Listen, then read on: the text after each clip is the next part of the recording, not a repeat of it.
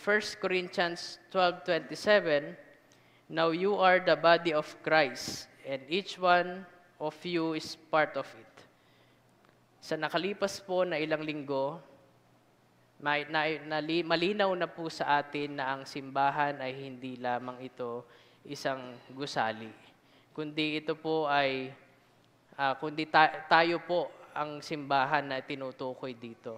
So dito po natin nade-develop anong klaseng pananampalataya ang meron tayo. Ito po ang nagpapatatag sa atin. Ang simbahan po na binubuo natin ay nandyan lamang sa atin sa lahat ng panahon. So Christ being the head at tayo po ang katawan, hindi po nagfa-function ang katawan kung merong kulang.